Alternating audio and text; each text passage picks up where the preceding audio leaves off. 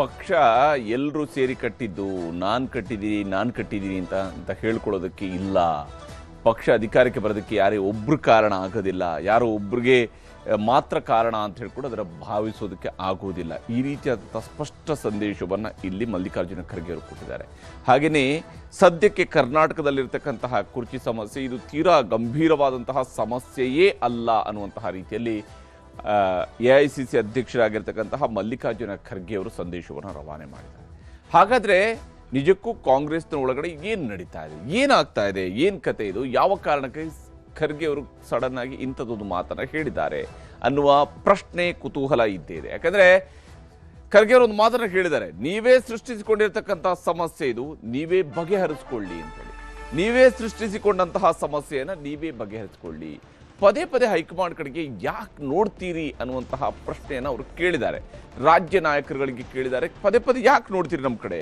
CM DCM ಕುರ್ಚಿ ಕದನದ ಬಗ್ಗೆ AICC ಅಧ್ಯಕ್ಷರು ಸ್ಪಷ್ಟ ಸಂದೇಶವನ್ನು ಕಳಿಸಿದ್ದಾರೆ. ಆ ಮೂಲಕವಾಗಿ ರಾಜ್ಯದಲ್ಲಿ ನಡೀತಾ ಇರುವಂತಹ ಸಮಸ್ಯೆಗಳು ಇದು ನೀವೇ ಸೃಷ್ಟಿ ಮಾಡ್ಕೊಂಡಿರ್ತಕ್ಕಂತಹ ಸಮಸ್ಯೆಗಳು, ಅದನ್ನು ನೀವುಗಳೇ ಬಗೆಹರಿಸ್ಕೊಳ್ಳಿ. ಪದೇ ಪದೇ ಹೈಕಮಾಂಡ್ ಕಡೆಗೆ ಯಾಕೆ ನೋಡ್ತೀರಿ, ಯಾವ ಕಾರಣಕ್ಕಾಗಿ ಹೈಕಮಾಂಡ್ ಅಂತ ಹೇಳ್ತಾ ಇರ್ತೀರಿ. CM ಹಾಗೂ DCM ಕುರ್ಚಿ ಕದನದ ಬಗ್ಗೆ AICC ಅಧ್ಯಕ್ಷರು ಸ್ಪಷ್ಟ ಸಂದೇಶವನ್ನು ರವಾನೆ ಮಾಡಿದ್ದಾರೆ. ಇಲ್ಲಿ ಮಲ್ಲಿಕಾರ್ಜುನ ಖರ್ಗೆ ಅವರಿಗೆ ಕರ್ನಾಟಕದ ಒಳ ಹೊರಗು ಪ್ರತಿಯೊಂದು ಕೂಡ ಗೊತ್ತಿದೆ. ಅವರಿಗೆ ರಾಜ್ಯದಲ್ಲಿ ಏನು ನಡೆಯುತ್ತೆ, ಹೇಗಾಗತ್ತೆ, ಯಾವ ಸ್ವರೂಪದ ಒಂದು ಅಧಿಕಾರದ ಹಂಚಿಕೆ ಆಗತ್ತೆ, ಆಗಬೇಕು, ಆಗಬಾರ್ದು, ಈ ಎಲ್ಲ ವಿಚಾರದಲ್ಲಿ ತನ್ನದೇ ಆದಂಥ ಸ್ಪಷ್ಟ ನಿಲುವನ್ನು, ತನ್ನ ಸುದೀರ್ಘ ರಾಜಕೀಯದ ಅನುಭವವನ್ನು ಕಟ್ಟಿಕೊಂಡಿರುವಂಥವರು ಮಲ್ಲಿಕಾರ್ಜುನ ಖರ್ಗೆ ಅವರು. ಹೀಗಾಗಿ ಮಲ್ಲಿಕಾರ್ಜುನ ಖರ್ಗೆ ಅವರು ಈ ವಿಚಾರದಲ್ಲಿ ತೀರಾ ಹೈಕಮಾಂಡ್ ಇಂಟರ್ವ್ಯೂನಾಗಿ ಏನೋ ಸಮಸ್ಯೆನ ಬಗೆಹರಿಸುತ್ತೆ, ಇವತ್ತಿನಿಂದ ಇದು ಸಮಸ್ಯೆ ಬಗೆಹರಿತು ಅನ್ನೋಂಥ ರೀತಿಯಲ್ಲಿ ಅಲ್ಲ, ಇದು ನೀವು ಸೃಷ್ಟಿ ಮಾಡ್ಕೊಂಡಿರ್ತಕ್ಕಂಥ ಸಮಸ್ಯೆ ನೀವೇ ಬಗೆಹರಿಸ್ಕೊಳ್ಳಿ, ಹಾಗಾಗಿ ಇದು ನಮ್ಮ ಕಡೆಗೆ ಬರಬೇಕಾದ ಸಮಸ್ಯೆನೇ ಅಲ್ಲ ಅನ್ನುವಂತಹ ರೀತಿಯಲ್ಲಿ ಮಲ್ಲಿಕಾರ್ಜುನ ಖರ್ಗೆ ಅವರು ಮಾತನಾಡ್ತಾ ಇದ್ದಾರೆ. ಹಾಗಾದರೆ ಏನು ಹೇಳೋದಕ್ಕೆ ಹೊರಟಿದ್ದಾರೆ ಮಲ್ಲಿಕಾರ್ಜುನ ಖರ್ಗೆ ಅವರು? ಅವ್ರು ಕೊಟ್ಟಿರುವಂಥ ಶಾಕ್ ಟ್ರೀಟ್ಮೆಂಟ್ ಇದು. ಯಾಕೆಂದರೆ ಕರ್ನಾಟಕದ ಕಾಂಗ್ರೆಸ್ನಲ್ಲಿ ಬಹಳಷ್ಟು ದಿನಗಳ ಬಗ್ಗೆ ಚರ್ಚೆಗಳಾಗ್ತಾ ಇದ್ವು. ನವೆಂಬರ್ ಕ್ರಾಂತಿ ಆಯಿತು, ಡಿಸೆಂಬರ್ ಅಂತ್ಯ ಆಗೋದ್ರೊಳಗಡೆ ಆಗುತ್ತೆ ಅಂತ ಆಯಿತು, ಸಂಕ್ರಾಂತಿ ಬಂದಾಗ ಆಗುತ್ತೆ ಅಂತ ಆಯಿತು, ಈ ರೀತಿಯಾದಂಥ ಅನೇಕ ಚರ್ಚೆಗಳು ನಡೀತಾ ಇರುವಾಗಲೇ ಹೇಳಿದರೆ ಬೆಳಗಾವಿ ಅಧಿವೇಶನ ಮುಗಿದರೂ ಕೂಡ ಕಾಂಗ್ರೆಸ್ನಲ್ಲಿ ಕುರ್ಚಿಯ ಸದ್ದು ಇನ್ನೂ ನಿಂತಿಲ್ಲ. ಅದು ಕುರ್ಚಿ ಅಲುಗಾಡ್ತಾನೇ ಇದೆ, ಅದನ್ನು ಅಲುಗಾಡಿಸುವಂತಹ ಸದ್ದು ಇನ್ನೂ ಕೂಡ ನಿಂತಿಲ್ಲ. ಕುರ್ಚಿ ಬದಲಾವಣೆ ಆಗುತ್ತಾ ಇಲ್ವಾ ಅಂತೇಳಿ 5 ವರ್ಷ ನಾನೇ ಮುಖ್ಯಮಂತ್ರಿ ಅಂತೇಳಿ ಸಿದ್ದರಾಮಯ್ಯನವರು ಸದನದಲ್ಲೂ ಕೂಡ ಹೇಳ್ಕೊಂಡಿದ್ದಾರೆ. 2.5 ವರ್ಷ ಹಿಂದೆಯೂ ನಾನೇ, 2.5 ವರ್ಷ ಮುಂದೆಯೂ ನಾನೇ, ಹಾಗಾಗಿ ನಾನೇ ಮುಖ್ಯಮಂತ್ರಿ ಅಂತ ಹೇಳ್ಕೊಂಡಿದ್ದಾರೆ. ಇಷ್ಟಾದರೂ ಕೂಡ ಕಾಂಗ್ರೆಸ್ನಲ್ಲಿ ಕುರ್ಚಿ ಕದನ ನಿಂತಿಲ್ಲ. ಯಾಕಂದರೆ ಪಕ್ಕದಲ್ಲೇ ಇರುವಂತಹ ಅವರದೇ ಶಾಸಕಾಂಗ ಪಕ್ಷದ ಶಾಸಕರು ಹೇಳ್ತಾ ಇದ್ದಾರೆ, ಇಲ್ಲ ಜನವರಿ 6ಕ್ಕೆ 9ಕ್ಕೆ ಏನೋ ಒಂದು ಆಗತ್ತೆ ಅಂತ ಹೇಳ್ತಾ ಇದ್ರು. ಹೀಗಾಗಿ ಬ್ರೇಕ್ಫಾಸ್ಟ್, ಡಿನ್ನರ್ ಮೀಟಿಂಗ್ ಇದರ ನಂತರವೂ ಕೂಡ ಕಾಂಗ್ರೆಸ್ನಲ್ಲಿ ರಾಜಕೀಯದ ಚದುರಂಗದಾಟ ನಡೀತಾ ಇತ್ತು. ಈ ಚದುರಂಗದಾಟ ಇದೆಯಲ್ಲ, ಇದು ಬಹಳ ಜೋರಾಗಿ ನಡೀತಾ ಇರುವಂತಹ ಚದುರಂಗ. ಇಲ್ಲಿ ಯಾರು ಯಾವ ಸಂದರ್ಭದಲ್ಲಿ ಯಾವ ಸ್ವರೂಪದಲ್ಲಿ ತಮ್ಮ ದಾಳಗಳನ್ನು ಉರುಳಿಸ್ತಾ ಇದ್ದಾರೆ ಅನ್ನೋದನ್ನು ಊಹಿಸೋದಕ್ಕೂ ಸಾಧ್ಯ ಆಗ್ತಾ ಇಲ್ಲ. CM ಹಾಗೂ DCM ಕುರ್ಚಿ ಬಗ್ಗೆ ದಿನಕ್ಕೊಂದು ಹೇಳಿಕೆಗಳು ನಡೀತಾ ಇದ್ದಾವೆ, ಗಳಿಗೆಗೊಂದು ಬೆಳವಣಿಗೆಗಳಾಗ್ತಾ ಇದ್ದಾವೆ. ಈ ಕಡೆಯಿಂದ ಆ ಕಡೆಯವರು ಮಾತಾಡ್ತಾರೆ, ಒಬ್ಬರು ಶಾಸಕರು ಮಾತಾಡಿದ್ರು ಅಂತೇಳಿ ಇನ್ನೊಬ್ರು ಶಾಸಕರು ಮಾತಾಡ್ತಾರೆ. ಇತ್ತೀಚೆಗಂತೂ ಎಲ್ಲ ಶಾಸಕರದ್ದು ಎಲ್ಲ ಹೇಳೋದನ್ನೆಲ್ಲ ಹೇಳಿದ ನಂತರ ಹೈಕಮಾಂಡ್ ನಿರ್ಧರಿಸುತ್ತೆ ಅಂತ ಹೇಳ್ಬಿಡೋದು, ಈ ರೀತಿಯಾದಂತಹ ಟ್ರೆಂಡ್ ಕೂಡ ಶುರುವಾಯಿತು. ಈಗ ಹೈಕಮಾಂಡ್ ನಾಯಕರ ಭೇಟಿಗೆ ದೆಹಲಿಗೆ ಬರೋದಕ್ಕೆ ತಯಾರಾಗಿರುವಂತಹ, ದೆಹಲಿಗೆ ಹೊರಟು ನಿಂತಿರ್ತಕ್ಕಂತಹ, ದೆಹಲಿಯ ಯಾತ್ರೆಯನ್ನು ಫಿಕ್ಸ್ ಮಾಡ್ತಾ ಇರ್ತಕ್ಕಂತಹ ಶಾಸಕರಿಗೆ ಅಥವಾ ನಾಯಕರಿಗೆ ಮಲ್ಲಿಕಾರ್ಜುನ ಖರ್ಗೆ ಅವರು ಶಾಕ್ ಟ್ರೀಟ್ಮೆಂಟನ್ನು ಕೊಟ್ಟಿದ್ದಾರೆ. ಅವ್ರದ್ದು ಒಂದೇ ಮಾತು ಅವರು ಹೇಳಿರುತ್ತೆ, ಇದು ನೀವೇ ಸೃಷ್ಟಿ ಮಾಡ್ಕೊಂಡಿರ್ತಕ್ಕಂಥ ಸಮಸ್ಯೆ, ಅದನ್ನು ಬಗೆಹರಿಸ್ಕೊಳ್ಳಿ ನೀವು. ಹೀಗಾಗಿ ಹೈಕಮಾಂಡ್ ಮಟ್ಟದಲ್ಲಿ ಯಾವುದೇ ಗೊಂದಲ ಇಲ್ಲ, ಹೈಕಮಾಂಡ್ ಮಟ್ಟದಲ್ಲಿ ಯಾವುದೇ ಗೊಂದಲ ಇಲ್ಲ ಅಂತ ಹೇಳಿದ್ರೆ ಅರ್ಥ ಬಹಳ ವಿಶಾಲವಾಗಿದೆ. ಅಂದರೆ ಕರ್ನಾಟಕದಲ್ಲಿ ಮುಖ್ಯಮಂತ್ರಿ ಬದಲಾವಣೆ ಅನ್ನುವಂತಹ ವಿಚಾರವೂ ಕೂಡ ಹೈಕಮಾಂಡ್ ಮಟ್ಟದಲ್ಲಿ ಇಲ್ವಾ? ಹಾಗಾದರೆ ಎಲ್ಲ ಸ್ಥಳೀಯರದ್ದೇ ಅನ್ನುವಂತಹ ಮಾತನ್ನು ಮಲ್ಲಿಕಾರ್ಜುನ ಖರ್ಗೆ ಅವರು ಹೇಳಿದ್ದಾರೆ. ಈ ಮೂಲಕ ರಾಜ್ಯದ ವಿಚಾರಗಳೇನಿದ್ದಾವೆ ಇದು ಸ್ಥಳೀಯವಾಗಿರುವಂತಹ ಸಮಸ್ಯೆಗಳು, ಅದನ್ನು ಸ್ಥಳೀಯವಾಗಿಯೇ ಬಗೆಹರಿಸ್ಕೊಳ್ಳಿ. ಅಲ್ಲಿ ಯಾರು ಶಾಸಕರು ಮಾತಾಡ್ತಾರೆ, ಇನ್ಯಾವುದೋ ಶಾಸಕರು ಮಾತಾಡ್ತಾರೆ. ಮತ್ತು ರಾಜ್ಯ ನಾಯಕತ್ವ ಇರೋದೇನಕ್ಕೆ ಈ ಶಾಸಕರ ಬಾಯಿಗೆ ಬೀಗ ಹಾಕಿಸೋದಕ್ಕೆ ಸಾಧ್ಯ ಆಗದೇ ಇದ್ರೆ ಹೈಕಮಾಂಡ್ ಎಲ್ಲದಕ್ಕೂ ಬರಬೇಕಾ? ಈ ಸ್ಥಳೀಯ ಸಮಸ್ಯೆಗಳನ್ನು ನೀವೇ ಬಗೆಹರಿಸ್ಕೊಳ್ಳಿ ಅಂತ ಹೇಳಿದ್ದಾರೆ. ಮಲ್ಲಿಕಾರ್ಜುನ ಖರ್ಗೆ ಹೇಳಿಕೆಯಿಂದ ರಾಜ್ಯ ಕಾಂಗ್ರೆಸ್ನಲ್ಲೂ ಕೂಡ ಸಂಚಲನ ಸೃಷ್ಟಿಯಾಗಿದೆ.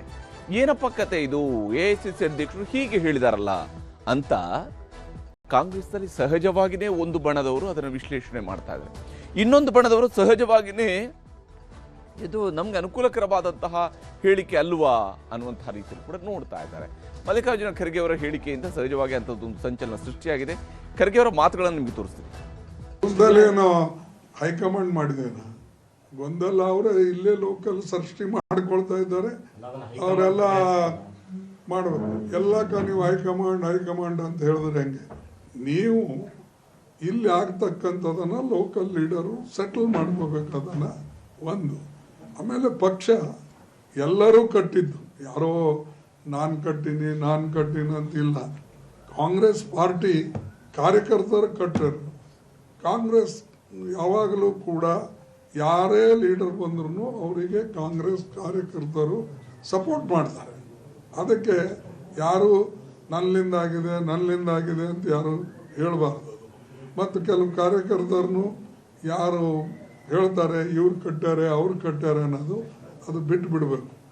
ಪಾರ್ಟಿ ಅಂದಮೇಲೆ ಎಲ್ಲರೂ ಪಾತ್ರ ಇರ್ತದೆ.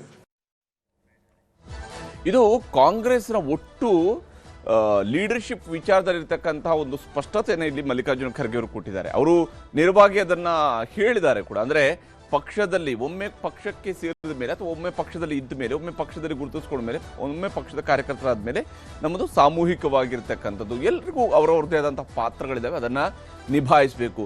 ಯಾರೋ ಒಬ್ಬರಿಂದ ಆಗಿದೆ ಅಂತ ಹೇಳಬಾರ್ದು. ಮತ್ತು ಯಾರೋ ಒಬ್ಬರಿಂದಾಗಿ ಅಧಿಕಾರಕ್ಕೆ ಬಂದಿದ್ದೀವಿ ಅಂತೇಳಿ ಅವರ ಕಡೆಯವರು ಹೇಳ್ಕೊಳ್ಳುವಂಥದ್ದು, ಶಾಸಕರು ಹೇಳುವಂಥದ್ದು, ಇನ್ನೊಬ್ರು ಯಾರು ಹೇಳುವಂಥದ್ದು, ಇದು ಕೂಡ ಆಗಬಾರ್ದು ಅಂತೇಳಿ. ಯಾಕಂದ್ರೆ ಇತ್ತೀಚಿನ ದಿವಸಗಳಲ್ಲಿ ಇದು ಬಹಳ ದೊಡ್ಡದಾದಂಥ ನಮ್ಮ ಶ್ರಮ ಇದೆ, ಅದಕ್ಕೆ ಆ ಶ್ರಮಕ್ಕೆ ಫಲ ಬೇಕು, ಇನ್ನೊಬ್ರು ನಮ್ಮ ಶ್ರಮ ಇದೆ ಅದಕ್ಕೆ ಫಲ ಬೇಕು, ಈ ರೀತಿಯಾದಂಥ ಮಾತುಗಳಿದ್ವಲ್ಲ ಇವುಗಳನ್ನ. ಯಾಕಂದ್ರೆ ಖರ್ಗೆಯವರಷ್ಟು ಶ್ರಮ, ಖರ್ಗೆಯವರಷ್ಟು ಸುದೀರ್ಘವಾದಂಥ ಶ್ರಮ ಬಹುಶಃ ಕರ್ನಾಟಕ ಕಾಂಗ್ರೆಸ್ನಲ್ಲಿ ಸದ್ಯಕ್ಕೆ ಬೇರಿನ್ಯಾರ್ದು ಇದೆ ಅನ್ನುವಂತಹ ಪ್ರಶ್ನೆಯನ್ನು ಮಾಡಬೇಕಾಗತ್ತೆ. ಯಾಕಂದರೆ ಅಷ್ಟು ಸುದೀರ್ಘವಾಗಿ ಅವರು ಕಾಂಗ್ರೆಸ್ನ ಕೆಲಸವನ್ನೇ ಮಾಡ್ತಾ ಇದ್ದಾರೆ ಮತ್ತು ಪಕ್ಷದ ನಿರ್ಧಾರಗಳನ್ನು ಅದಕ್ಕೆ ಬದ್ಧವಾಗಿಯೇ ಅವರು ನಡ್ಕೊಂಡು ಬರ್ತಾ ಇರ್ತಾರೆ. ಯಾವುದೇ ವಿಚಾರಗಳು, ಯಾವುದೇ ನಿರ್ಧಾರಗಳಾದರೂ ಕೂಡ ಸರಿಯೇ ನಮ್ಮ ಪಕ್ಷದ ನಿರ್ಧಾರಗಳನ್ನು ಅಷ್ಟೇ ಸುಲಭವಾಗಿ ಅವರು ಸ್ವೀಕರಿಸ್ಕೊಂಡು ಬಂದಿರುವಂಥ ರಾಜಕಾರಣದ ಆದರ್ಶ ಅವರ ಮಟ್ಟಿಗೆ ಇದ್ದೇ ಇದೆ, ಕಾಂಗ್ರೆಸ್ನ ಮಟ್ಟಿಗೆ ಇದ್ದೇ ಇದೆ. ಹೀಗಾಗಿ ಅದನ್ನು ಅವರೀಗ ತನ್ನ ಪಕ್ಷದ ರಾಜ್ಯ ನಾಯಕರುಗಳಿಗೆ ಹೇಳ್ತಾ ಇದ್ದಾರೆ. ನಿನ್ನೆ ಹೇಳಿದಂತಹ ಮಾತಿನ ನಂತರ ಇವತ್ತು ಅವ್ರನ್ನ ಪ್ರಶ್ನಿಸಿದಾಗ, ಅವರು ದೆಹಲಿಗೆ ಹೊರಟಿದ್ದಂತಹ ಸಂದರ್ಭವನ್ನು ಪ್ರಶ್ನಿಸಿದಾಗ ಖರ್ಗೆ ಅವರ ಮಾತು ಏನಿತ್ತು ಅನ್ನೋದು ತೋರಿಸ್ತೀವಿ. ಸರ್, ಸಿಎಂ ಅವರು ಅದೇ ಹೇಳಿದ್ದಾರೆ ಸರ್, ಹೈಕಮಾಂಡ್ ನಮಗೆ ಫೈನಲ್ ಆಗಿ ನಿರ್ಧಾರ ಮಾಡ್ತಾರೆ ಅಂತ ಹೇಳಿದ್ದಾರೆ ಸರ್.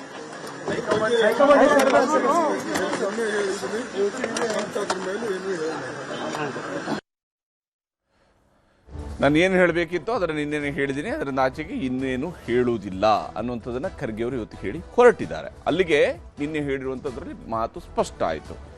ನೀವೇ ಗೊಂದಲ ಸೃಷ್ಟಿ ಮಾಡ್ಕೊಂಡಿರುವಂಥದ್ದು ಇಲ್ಲಿ ರಾಜ್ಯದಲ್ಲಿ ಹೊರತು ಬೇರೆ ಯಾವ ಗೊಂದಲಗಳು ಇಲ್ಲ ಅಂತೇಳಿ ಆಯಿತು.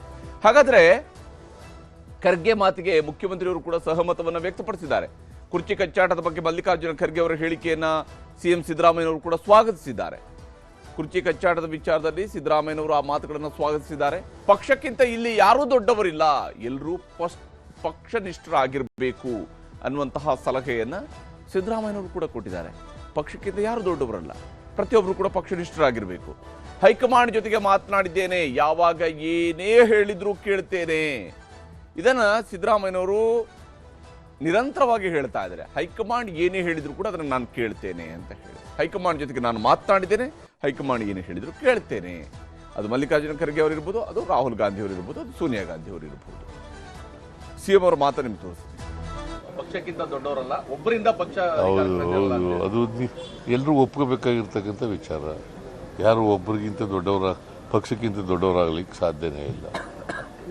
ನಾಯಕತ್ವ ಬದಲಾವಣೆ ವಿಚಾರ ಹೈಕಮಾಂಡ್ ತರಬೇಡಿ ಅಂತಾರೆ ಸರ್, ಆ ಚರ್ಚೆ ತರಬೇಡಿ ಇಲ್ಲ ನನಗೆ. ರಾಹುಲ್ ಗಾಂಧಿ ಅವರು ತೀರ್ಮಾನ ಮಾಡಬೇಕು, ಹೈಕಮಾಂಡ್ ತೀರ್ಮಾನ ಮಾಡಬೇಕು. ಅವ್ರು ಏನ್ ತೀರ್ಮಾನ ಮಾಡ್ತಾರೆ ಅದಕ್ಕೆ ಬದ್ಧ. ಸ್ಥಳೀಯ ನಾಯಕರಲ್ಲೇ ಬಗೆಹರಿಸ್ಕೊಳ್ಳಿ, ನಮ್ಮ ಹತ್ರ ತರದ್ ಬೇಡ ಹೈಕಮಾಂಡ್ ಲೆವೆಲ್ಗೆ. ನೋಡ್ಯಾ, ಈಗ ನಾನು ಮಾತಾಡಿದ್ದೀನಿ ಹೈಕಮಾಂಡ್ನವ್ರ ಜೊತೆ.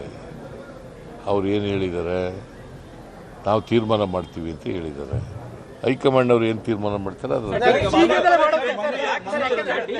ಅದೇ ಸರ್ ಆಗ್ತಾ ಇರುವಂತದ್ದು. ಅದು ಯಾವಾಗ ಅನ್ನುವಂಥದ್ದು ನೀವು ಕಂಪ್ಲೀಟ್, ಅವ್ರು ಯಾವಾಗ ತೀರ್ಮಾನ ಮಾಡ್ತಾರೆ ಅದು ಬೇರೆ ಪ್ರಶ್ನೆ. ಹೈಕಮಾಂಡ್ ಅವ್ರು ಏನು ತೀರ್ಮಾನ ಮಾಡ್ತಾರೆ ಹಂಗೆ.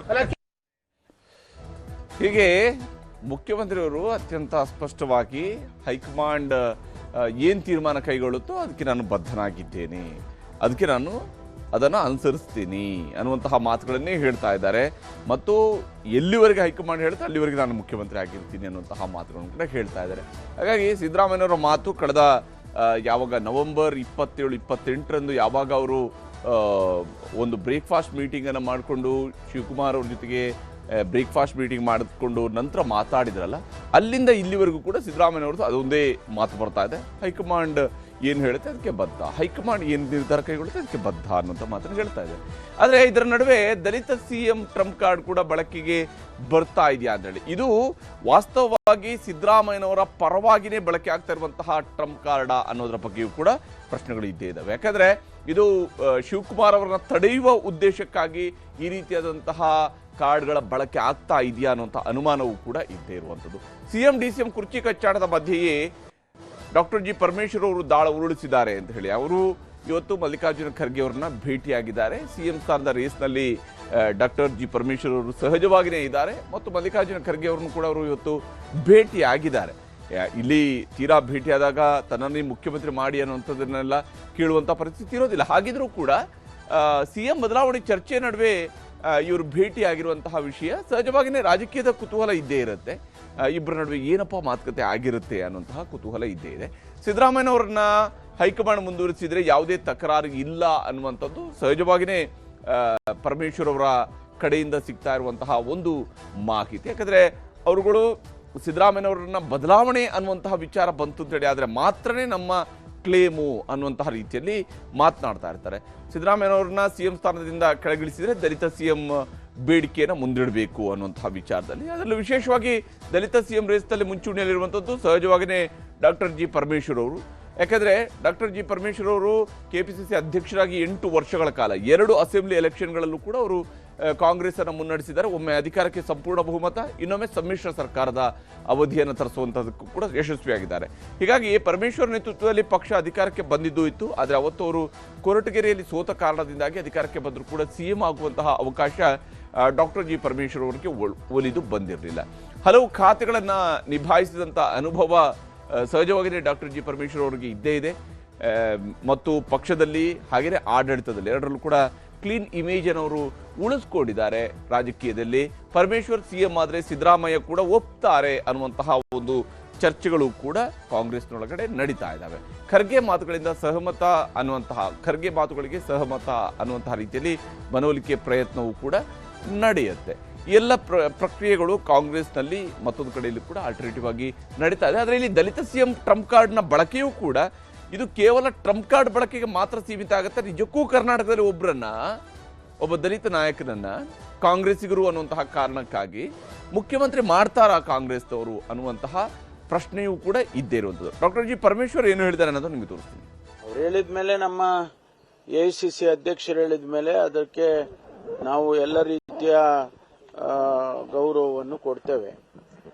ಅವರು ಯಾವ ಅರ್ಥದಲ್ಲಿ ಹೇಳಿದಾರೋ ಏನು ಸೂಚನೆ ಕೊಡ್ತಾರೋ ಮುಂದೆ ಗೊತ್ತಿಲ್ಲ. ಆದ್ರೆ ಅವ್ರು ಹೇಳಿದ ಮೇಲೆ ಅದನ್ನು ಕೇಳಲೇಬೇಕಲ್ಲ ನಾವೆಲ್ಲರೂ ಕೂಡ.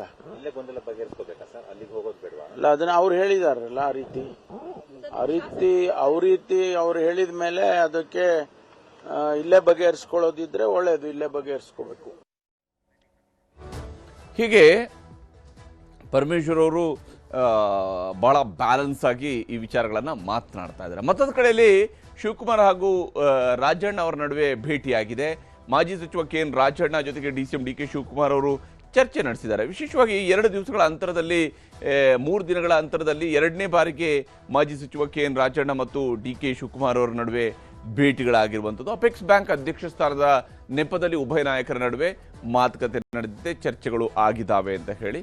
ವಿಶೇಷವಾಗಿ ಶಿವಕುಮಾರ್ ಹಾಗೂ ರಾಜಣ್ಣ ನಡುವೆ ಕಳೆದ 2.5 ವರ್ಷಗಳಲ್ಲಿ ಹಲವು ಬಾರಿ ಮಾತಿನ ಏಟುಗಳು ಕೂಡ ಕೇಳ್ತಾ ಇದ್ವಿ. ಯಾವ್ಯಾವ ಸ್ವರೂಪದಲ್ಲಿ ಮಾತನಾಡಿದ್ದಾರೆ ಕರ್ನಾಟಕದ ಜನ ಅದಕ್ಕೆ ಸಾಕ್ಷಿಯಾಗಿದ್ದಾರೆ. ಈಗ ಎಲ್ಲವನ್ನೂ ಕೂಡ ಮರೆತು ರಾಜಣ್ಣ ಜೊತೆಗೆ ಮಾತುಕತೆಯನ್ನು DCM DK ಶಿವಕುಮಾರ್ ಅವರು ಕೂಡ ಮಾಡಿದ್ದಾರೆ. ಪಕ್ಷದ ರಾಜ್ಯಾಧ್ಯಕ್ಷರಾಗಿ ಒಬ್ಬರನ್ನ ಅಪೆಕ್ಸ್ ಬ್ಯಾಂಕ್ನ ಅಧ್ಯಕ್ಷರಾದಾಗ ಸಹಜವಾಗಿಯೇ ಅವರು ಕೂಡ ಅದನ್ನು ಖುಷಿ ಪಟ್ಟಿದ್ದಾರೆ. ಶಿವಕುಮಾರ್ ಅವರು ಕೂಡ ಈ ವಿಚಾರದಲ್ಲಿ ರಾಜಕೀಯದ ಯಾಕೆಂದರೆ ಒಂದು ಪಕ್ಷದಲ್ಲಿದ್ದಾಗ ಒಂದಿಷ್ಟು ವೈಮನಸ್ಸು ಇದ್ದಾಗ ಅದನ್ನು ಬದಿಗೆ ಸರಿಸಿ ಮಾತುಕತೆ ನಡೆಸುವಂತಹ ಕೆಲಸವೂ ಕೂಡ ನಡೆದಿರುವಂಥದ್ದು ವಿಶೇಷ ಇದರಲ್ಲಿ. ಆದರೆ ರಾಜಣ್ಣ ಮತ್ತು ಶಿವಕುಮಾರ್ ಅವರ ನಡುವಿನ ಈ ನಡೆ ಸಹಜವಾಗಿಯೇ ಕುತೂಹಲವನ್ನು ಮೂಡಿಸಿರುವಂಥದ್ದು ಇದ್ದೇ ಇದೆ. ಆದರೆ ರಾಜಣ್ಣ ಅವರು ಒಂದು ಕಡೆಯಲ್ಲಿ ವೆರಿ ಸ್ಟ್ರಾಂಗ್, ಬಹಿರಂಗವಾಗಿ ವೋಕಲ್ ಆಗಿ ಬಹಳ ಸ್ಪಷ್ಟ ಮಾತುಗಳಲ್ಲಿ ಸಿದ್ದರಾಮಯ್ಯನವರ ನಾಯಕತ್ವವನ್ನು ಬೆಂಬಲಿಸ್ತಾ ಬಂದಿದ್ದಾರೆ. ಹೀಗಾಗಿನೇ ಈಗ ಎಲ್ಲವನ್ನು ಕೂಡ ಮರೆತು ಇಬ್ಬರು ಕೂಡ ಮಾತುಕತೆ ನಡೆಸಿರುವಂಥದ್ದು ವಿಶೇಷ ಆಗಿರುವಂಥದ್ದು ಇವರಿಬ್ಬರ ವಿಚಾರದಲ್ಲಿ. ಆದರೆ ಶಿವಕುಮಾರ್ ಅವರು ಒಂದು ಕಡೆಯಲ್ಲಿ ಅಪೆಕ್ಸ್ ಬ್ಯಾಂಕ್ ಅಧ್ಯಕ್ಷರನ್ನಾಗಿ ನಾನು ರಾಜಣ್ಣನ ಹಿಂದೆ ಮಾಡಿದ್ದೆ ಅನ್ನುವಂತಹ ಮಾತುಗಳನ್ನು ಹೇಳಿದರು. ಆದರೆ ಸಿದ್ದರಾಮಯ್ಯನವರು ಈ ವಿಚಾರದಲ್ಲಿ ಏನು ಹೇಳಿದ್ದಾರೆ ಅನ್ನೋದು ನಿಮ್ಗೆ ತೋರಿಸ್ತೀನಿ. ರಾಜಣ್ಣ ಅವರು ನಿನ್ನೆ ಡಿ ಕೆ ಶಿವಕುಮಾರ್ ಭೇಟಿ ಮಾಡಿದ್ದಾರೆ. ಮಾಡಲಿ, is A president of the party, D K Shivakumar. What is wrong in that? Is A president of the party. KPCC ಅಧ್ಯಕ್ಷರು ಯಾರು?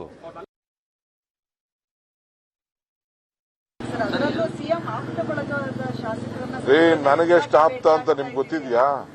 ಸಿಎಂ ಅವ್ರಿಗೂ ಸಂಬಂಧನೇ ಇಲ್ಲ. ನಾನು ಅವನ ಅಪೆಕ್ಸ್ ಬ್ಯಾಂಕ್ ಅಧ್ಯಕ್ಷ ಮಾಡಿದ್ದೀನಿ SM ಕೃಷ್ಣ ಗೌರ್ಮೆಂಟ್ ಅಲ್ಲಿ. ಅವರು ಜನತಾ ಪಾರ್ಟಿಲಿ ಇದ್ರು, ಸಿಎಂ ದಳದಲ್ಲಿದ್ರು. ನಾನು ಕಾಂಗ್ರೆಸ್ ಅಲ್ಲಿ ನಾನು ಅವನ್ನ ಅಪೆಕ್ಸ್ ಬ್ಯಾಂಕ್ ಅಧ್ಯಕ್ಷರು ಮಾಡಿದ್ದೀನಿ ಅಂತ ರಾಜಣ್ಣ ಗೊತ್ತಿದೆ, ಕೇಳಿ ಅವರು ಹೇಳ್ತಾರೆ. ಈಗ ಸಿಎಂ ಅವ್ರಿಗೆ ಆಪ್ತ ಎಂತದ್ದು? ನನಗೂ ಆಪ್ತರೆ, ಯಾರು ಆಪ್ತರಿಲ್ಲ? ನಾನು ಸಿಎಂ ಆಪ್ತರಲ್ವಾ? ಈ ಅಧಿಕಾರದಲ್ಲಿದ್ದಾಗ ನಾನು ಮಾಡದೆ ಅವ್ರು ಮಾಡದೆ ಅನ್ನೋದು ಮುಖ್ಯ ಅಲ್ಲ. SM ಕೃಷ್ಣ ಅವರು ಮುಖ್ಯಮಂತ್ರಿ ಇದ್ದರು, ಅದರಿಂದ ಸರ್ಕಾರ ಮಾಡಿತ್ತು. ಹೀಗೆ ಒಬ್ಬೊಬ್ರದ್ದು ಒಂದೊಂದು ಮಾತು, ಬೇರೆ ಬೇರೆ ರೀತಿಯಾದಂತಹ ಪ್ರತಿಕ್ರಿಯೆಗಳು. ಸಹಜವಾಗಿ ರಾಜಕೀಯದಲ್ಲಿ ಇಂತಹ ಮಾತುಗಳೇ ಅನೇಕ ಸಂದರ್ಭಗಳಲ್ಲಿ ಸಂಬಂಧವನ್ನು ಗಟ್ಟಿಗೊಳಿಸುತ್ತೆ, ಸಂಬಂಧವನ್ನು ದೂರ ಮಾಡೋದು ಕೂಡ ಆಗ್ತಾ ಇರುತ್ತೆ.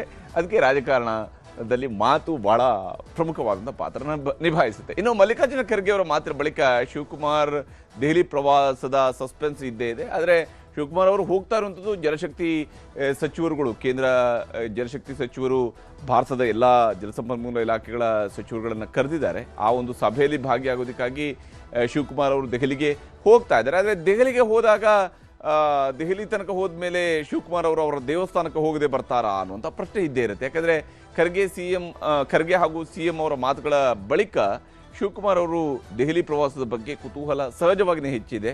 ಯಾಕಂದರೆ ಅವರು ಪ್ರತಿ ಬಾರಿ AICC ಕಚೇರಿಯನ್ನು ತನ್ನ ದೇಗುಲ ಅನ್ನುವಂತಹ ಮಾತುಗಳನ್ನು ಹೇಳ್ತಿರ್ತಾರೆ. ಹೀಗಾಗಿ ದೆಹಲಿಗೆ ತೆರಳಿದಾಗ ಹೈಕಮಾಂಡ್ ನಾಯಕರನ್ನ ಪ್ರತ್ಯೇಕವಾಗಿ ಏನಾದರೂ ಶಿವಕುಮಾರ್ ಅವರು ಭೇಟಿ ಆಗ್ತಾರಾ? ಆ ಭೇಟಿಗೆ ಅವ್ರಿಗೇನಾದರೂ ಅವಕಾಶ ಸಿಗುತ್ತಾ?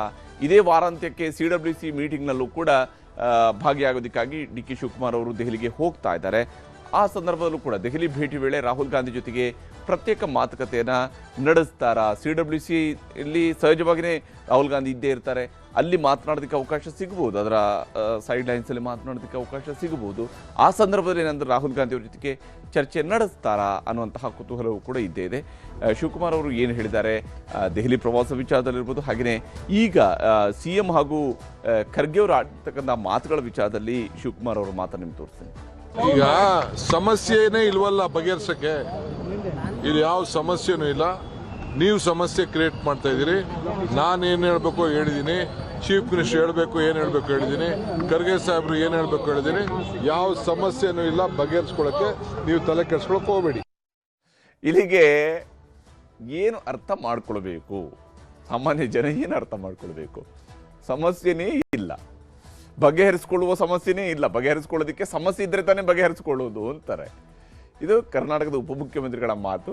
ಸಹಜವಾಗಿಯೇ ರಾಜ್ಯದಲ್ಲಿ ಇಷ್ಟು ದಿವಸ ನಡೆದಿರುವಂತಹ ಕುರ್ಚಿ ಕದನದ ವಿಚಾರಕ್ಕೆ ಇದಕ್ಕೆ ಫುಲ್ ಸ್ಟಾಪ್ ಬಿದ್ದಿದೆ ಅಂತ ಇದನ್ನು ಪರಿಗಣಿಸಬೇಕಾ, ಅಥವಾ ಇನ್ನೇನೋ ಹೊಸ ಅಧ್ಯಾಯ ಶುರುವಾಗುವಂತಹ ಹೊಸ್ತಿಲಲ್ಲಿ ಬಂದು ನಿಂತಿದ್ದಾರೆ ಅಂತೇಳಿ ಇದನ್ನು ಅಂದ್ಕೊಳ್ಬೇಕಾ?